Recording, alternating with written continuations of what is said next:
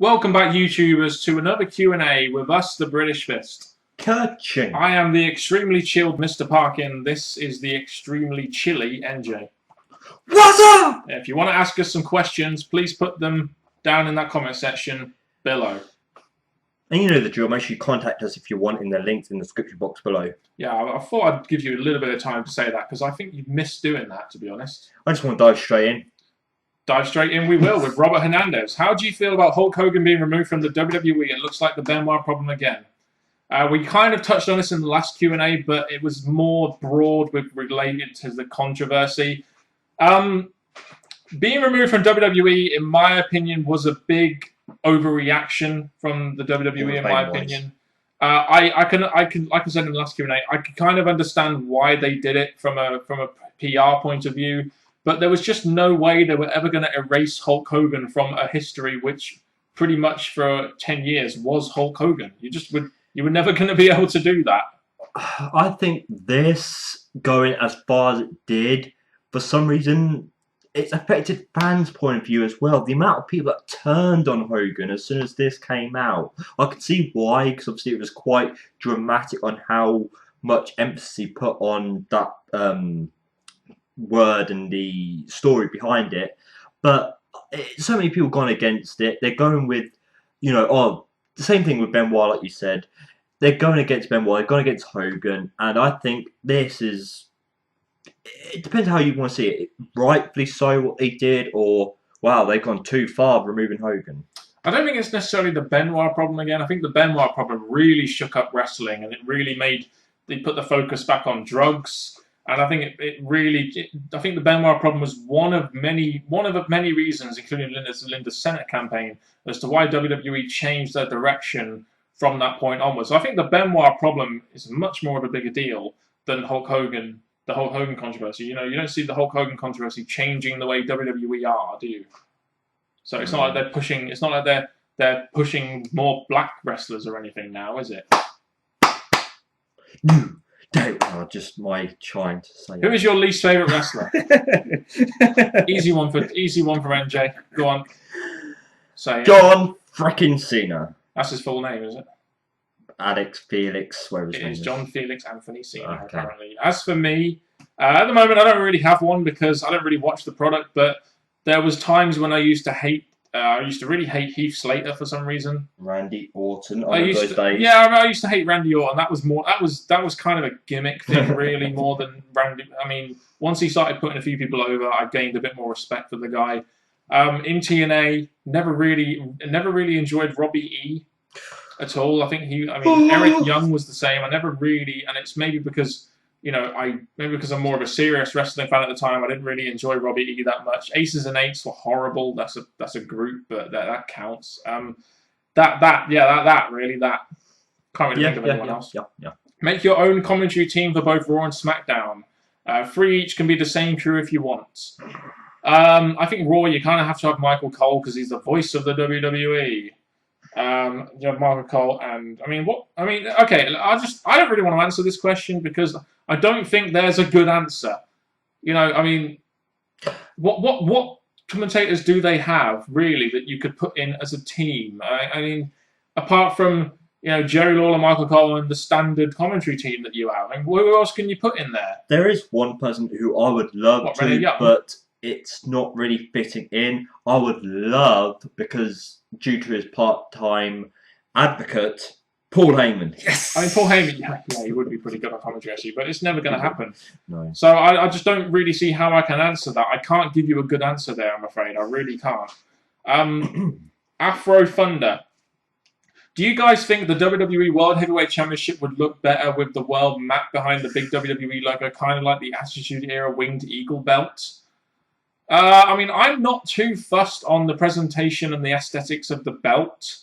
I'm more worried about how they book the champion to make the belt look a bit more important, to be honest. Authenticating it with the WWE logo, I think that should be the case. I know the gold thing is the World Heavyweight was always my favourite, but this is more, WWE branded now.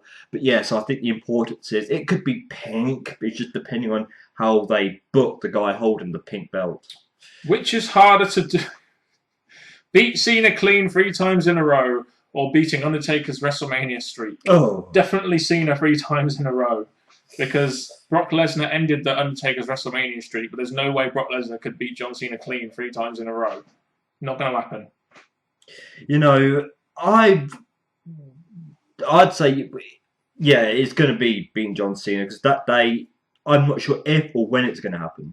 I don't think it will ever happen. I mean, if someone beats John Cena clean, it's almost certain that they'll either lose the next 2 or 3, or the next win will be scrappy or unclean. I know this has been a week following Hell in a Cell, but Alberto Del Rio defeated John Cena clean. Yeah, but John Cena's probably going to come back after he's finished filming his stuff and probably win it back. That's the point. So it's a temporary measure more than anything. What are your guys' thoughts about the 2-man power trip with Austin and Triple H back in 2001? I hated that faction. Not faction, tag team, sorry. And the reason why I hated that tag team was because, like, 3 months earlier, Austin and Triple H were tearing each other apart in a 3 stages of hell match and were part of one of the biggest, most fearsome rivalries, of the Attitude Era, essentially. So having them team up together in 2001, WrestleMania 17, and it all happened because of WrestleMania 17 and the way that went down. I hated that faction. And then they were beating Taker and Kane pretty much every fucking pay-per-view. And then we go into the invasion angle.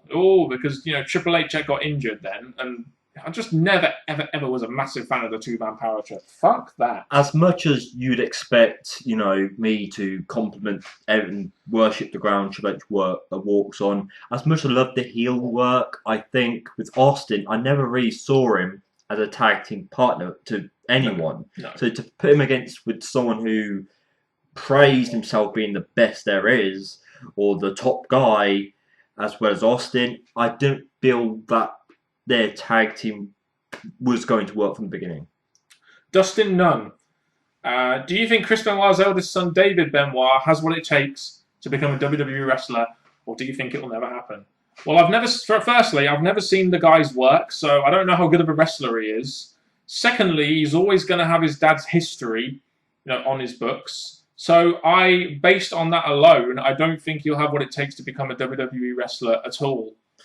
He'll change. His name will get changed but he'll still be thought of as Chris Benoit's son, and that's not good PR for WWE. I'm not sure WWE would hire him anyway. Maybe on the independent scene, but not WWE. No. I mean, the independent scene wouldn't mind using Chris Benoit's name. WWE, though, probably wouldn't. Definitely wouldn't. Again, I'm not even sure if Triple H would take one in NXT. But... No. I don't think it'll happen, unfortunately. Unless he is so talented that WWE have to sign him because he's that good, and they have to ignore the fact his dad's history. It would have to be that good. Attila Getzi. Now that Braun Strowman is the newest member of the Wyatt family, where does Eric Rowan fit in? Oh, can I say this? Go on. It happened on Hell in a Yeah, Cell. it did, yeah. They're pretty much a 4 now. Yeah. There's nothing really else to say. They're just a 4 now. I mean, Strowman was there to fill the void of Eric Rowan, but it was always possible they were going to be a foursome, and that group in WWE could run amok, could just run wild. I think the 4 is needed right now because of Survivor Series. Yes, no, you're right, yeah, because the direction they seem to be going in with Survivor Series is the Wyatt family versus Undertaker and others. So that's probably why they've done it this way. Whether or not the group will last or not, I don't know. But if you've got 4 guys like that, I mean, just having Braun Strowman being Bray Wyatt's fucking guard or, power man or whatever would make him one of the top heels in the company based off that. That's the thing. And 4 is a bit of a large group compared to typical 3. But I think you've got a good group here. You've got Bray Wyatt, who doesn't need his faction, but the faction need him. Attila then went on to ask, will he get released, turn face, or having stayed with the Wyatts when he returned? I mean, the Wyatt family reunion was always there. It was always, a possibility, and they never really ever explained it, as far as I know, as to why he returned. But I never thought for 1 minute he was going to get released. I mean, he's done too much with the Wyatt family, and if worst comes to worst, you can always stick him in a tag team with a Braun Strowman or a Luke Harper. If worst comes to the worst, then you at least have a tag team in the tag team division that is very, very viable. Very viable. I don't think the WWE showed signs they were against or didn't like or wanted to release. So I think with him becoming involved in the Intercontinental, him with the Wyatt family, him being a original member of the Wyatt family, I think there was going to be no doubt he was going to come back and be put right back where he belonged. Do you think TNA should just scrap the pay-per-view events, including Bound for Glory, and do their usual one-night-only events? Well, I think, to be honest, what's the point in them even... Yeah, what is the point in them doing a pay-per-view? They get barely any buys. It probably costs them a lot of money to do. Why even bother? Here's the thing. Okay, why don't WWE get rid of WrestleMania or Royal Rumble, Survivor Series? It's their specialty, their creation. But it's different for WWE because they bring so much money in from WrestleMania and pay-per-views, whereas TNA, what are they bringing in? They're drawing crowds of maybe 1,000. They're not drawing any pay-per-view buys. So it's not like they have to do it because they're getting so much out of it. That's why I'm saying, what's the point? We all know that TNA focuses more on their TV ratings, which are fucking awful, by the way. So that's why I'm saying, what's the point of Bound for Glory? Why not just pre-tape one-night-only events? Why not just scrap pay-per-views and just focus on the TV? As much as that is true, that stands strongly, because it's really going to quickly change to make that different. But I just think it's their speciality. They should get rid of something that they've had for years now. The problem is now that WWE is essentially giving you the network for $9.99 a month, which means that pretty much special events are $9.99 essentially and more. Why would you pay like $40, $50 for a TNA pay-per-view? Who does that? Who is not mentally ill? Just saying, who the fuck would buy a TNA pay-per-view at the moment? No one. When you could go on the WWE network for $9.99 a fucking month. It doesn't make any sense. And this is, again, what WWE has done has directly influenced TNA and what now they have to respond. And I don't think pay-per-views is... What's the point in them? When was the last time you watched one? When was the last time you cared about one? When was the last time TNA cared about one? The only reason they're putting them on there is because they feel like they have to. Well, here's here's some advice. You don't have to do anything. You do what you want as a business. Anyway, speaking of TNA, should WWE try and sign AJ Styles to NXT? Rollins is meant to be in talk with AJ Styles. They may want to have a match or some kind of something together. So I think AJ Styles, he's always turned down the WWE. People say it's not for the money, it's just that he wants to be used the best he can. He doesn't feel the WWE will do that to him. But I think it's likely going to someday happen. I mean, right now, AJ Styles is making a lot of money on the independent scene. He's making a lot of money wrestling in New Japan Pro Wrestling, I believe, as part of the Bullet Club. I just think that if WWE are going to try and sign AJ Styles to NXT, they're going to have to pay him a lot of money. And I don't think that's something they really want to do when it comes to NXT. I mean, I read a report the other day that NXT guys are earning $25,000 a year. And that includes travel, I believe, for special. But they sign special talents and more. But at the moment, AJ Styles is probably doing $200-300 grand a year based on wrestling alone. I mean, I'm speculating here. And I just don't see why WWE want to pay that amount for a guy like AJ Styles, who, is he some kind of draw? Not really. Did he really help TNA, as a face of a company? No.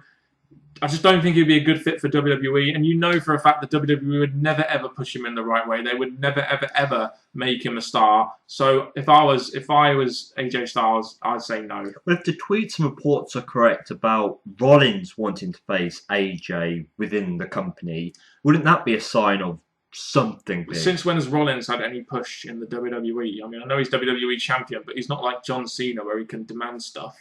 No, but he has been up against the best. Like, he's faced all these big names now. He's gone against Brock. So I think there's some kind of power there or some kind of liking towards him. So if he can at least persuade AJ's involvement in the WWE. So the guy that was the face of a company that WWE never want to acknowledge, do you think he would go to WWE? Just saying it like I see it. Thoughts on Blue Pants appearing on NXT TakeOver Brooklyn and being paired with the Vaudevillains?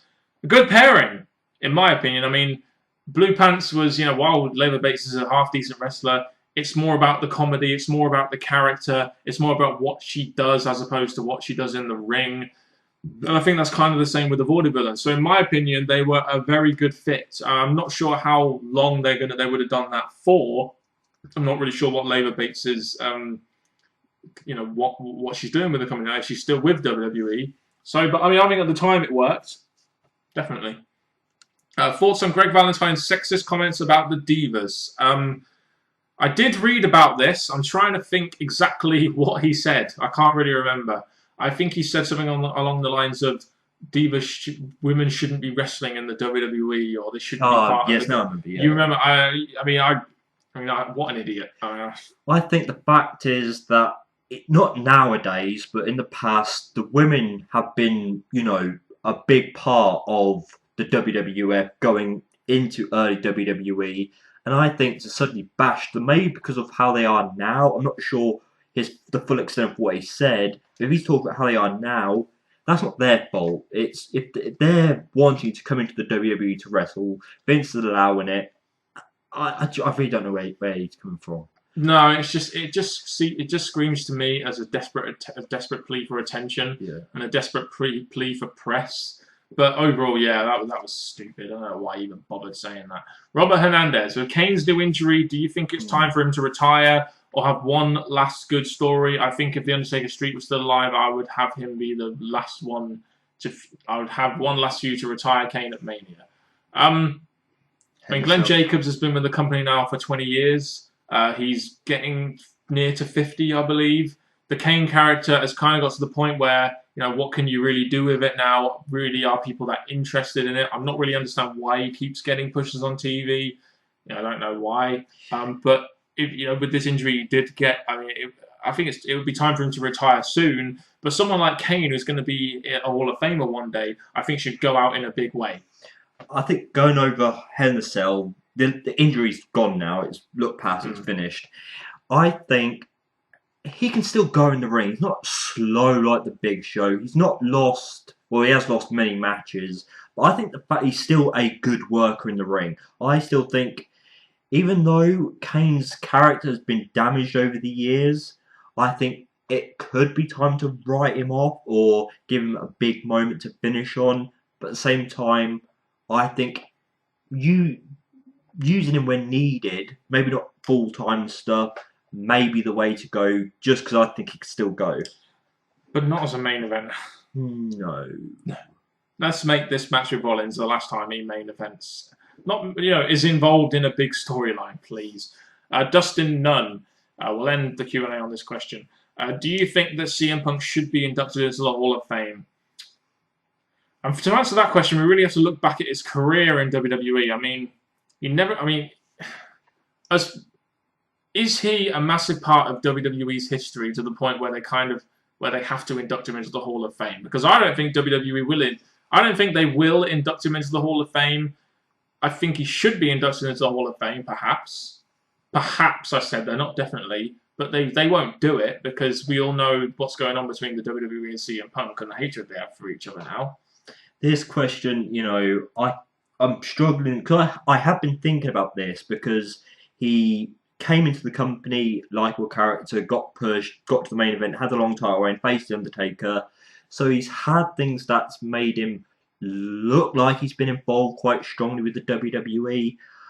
But I think because of his comments since he's left, I think the WWE are going to look at that and think, wow, do we really want to take this guy who, yes, we've tried our best with him, but he said all this stuff about us. Do we really want to put him into our special category in the WWF or the wrestling community, which is the Hall of Fame? Well, it really depends on if CM Punk ever returns. I think if he returns to the WWE and, he has a few matches with them and maybe gets on a part-time schedule or something like that, I think if he comes back then, maybe they'll induct him into the Hall of Fame.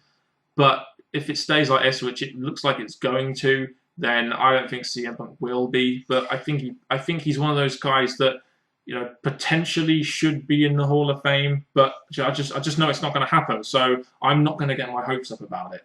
That's the way I was going to go. In my opinion, I think his comments have prevented a Hall of Fame spot. Yeah. But I think if he somehow repairs his relationship with the WWE and yes, goes into a part-time contract to rebuild his relationship with the WWE, it wouldn't be for a couple of years. I think it'd have to be a part-time for a little while longer.